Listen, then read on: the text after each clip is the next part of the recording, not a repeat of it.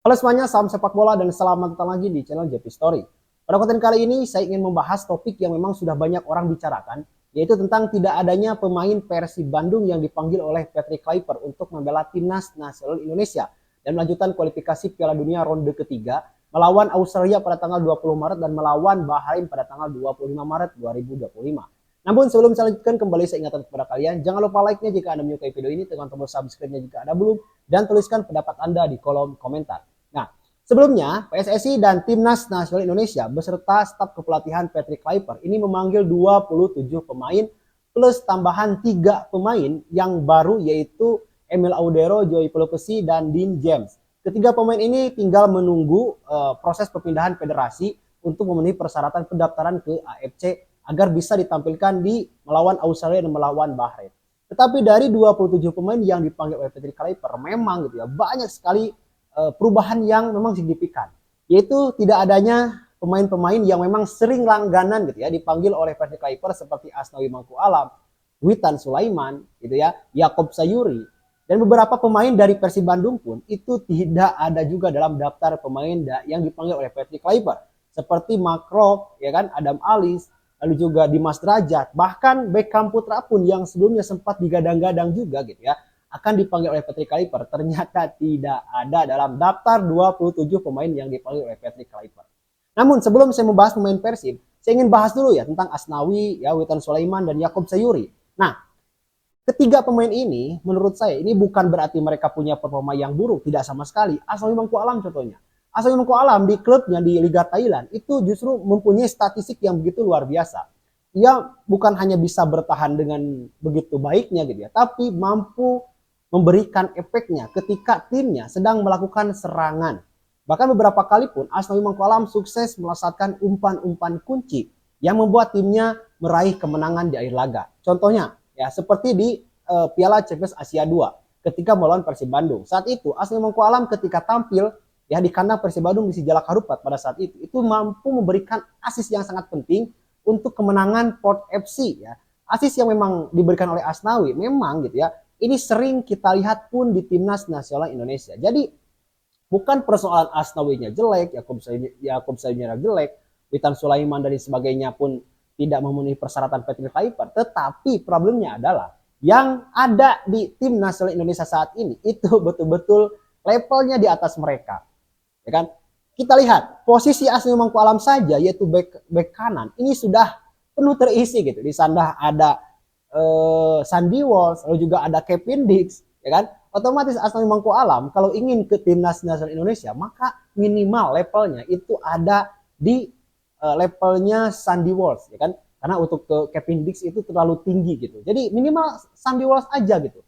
Nah, begitupun dengan Yakob Sayuri. Yakob Sayuri pun sama, apalagi Witan Sulaiman ya, setelah adanya Elo Romeni gitu ya. Lalu juga adanya Bagaskara pun ini membuat Witan Sulaiman makin tersisih gitu ya untuk menempati posisi di tim nasional Indonesia.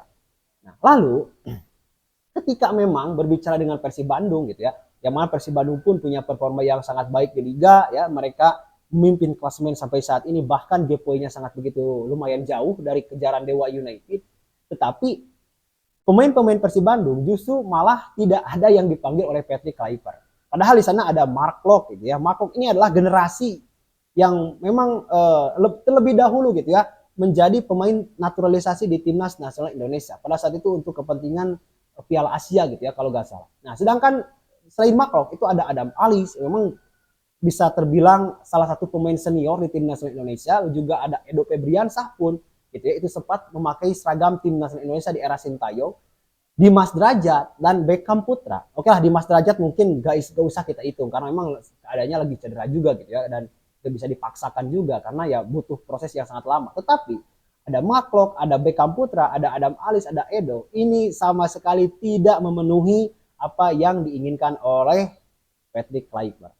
Sebenarnya hanya satu lagi alasannya, yaitu gak ada tempat untuk mereka di tim nasional Indonesia. Gak ada tempatnya bukan berarti mereka disisihkan secara secara pilihan Patrick Kluivert, tetapi ya memang persaingannya ketat gitu, sangat sulit gitu ya. Misalnya Maklok nih, Maklok katakanlah dipanggil oleh Patrick Kluivert, Maklok itu harus minimal bersaing dengan Tom Hay gitu ya, lalu Ipar Jenner, Nathan Choaon, itu levelnya itu betul-betul level yang memang di atas Mark. Atau Edo misalnya, Edo kalau dipanggil ke tim nasional Indonesia, minimal Edo itu harus bersaing dengan Kevin Perdong, ya kan, dengan Justin Hubner pun itu bisa menempati posisi back kiri juga. Lalu Sen Patinama itu kelas-kelas yang memang di atasnya Edo Febriansyah gitu. Atau Beckham Putra itu posisi aslinya itu sebagai gelandang gitu ya.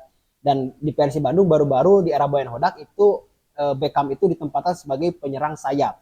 Nah, kalau di gelandang itu pun sangat berat untuk Beckham Putra. Di sana ada Marcelino gitu ya, ada Ricky Kambuaya, ada Tom Hai, Ipar Jenner. Ini sangat sangat akan sulit lah untuk Beckham Putra untuk bersaing. Kalau juga ditempatkan di sayap, maka di sayap sudah sangat begitu padat juga gitu ya.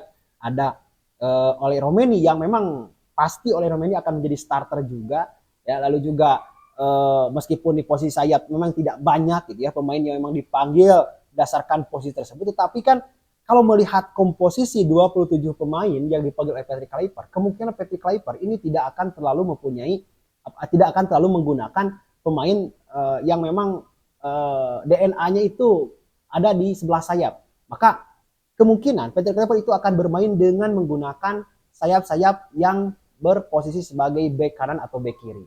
Jadi wing back itu akan sangat diandalkan oleh Patrick Kluivert. Jadi kembali lagi, standar tim nasional saat ini betul-betul sudah naik kualitasnya, sudah naik levelnya. Jadi ini PR juga gitu ya untuk pemain di Liga 1 Indonesia jika memang mereka ingin masuk ke ladarnya Patrick Kluivert, maka yang harus mereka lakukan adalah meningkatkan performa, meningkatkan kualitas. Bahkan gitu ya, bukan hanya performa dan kualitas, mereka pun harus punya visi untuk bisa membela tim luar negeri yang level liganya sudah berada di atas level Liga 1. Nah itu terima kasih untuk Anda yang telah mengklik video ini. Jangan lupa like jika Anda menyukai video ini, tekan tombol subscribe-nya jika Anda belum, dan tuliskan pendapat Anda di kolom komentar. Harapan kita semuanya semoga timnas nasional Indonesia mampu mendapatkan poin penuh ketika berhadapan dengan Australia dan mampu membalaskan dendam ya ketika berhadapan dengan Bahrain yang dijadwalkan akan dimainkan di Stadion Utama Gelora Bung Karno, Senayan, Jakarta. Terima kasih, kita berjumpa lagi di konten selanjutnya. Salam sepak bola.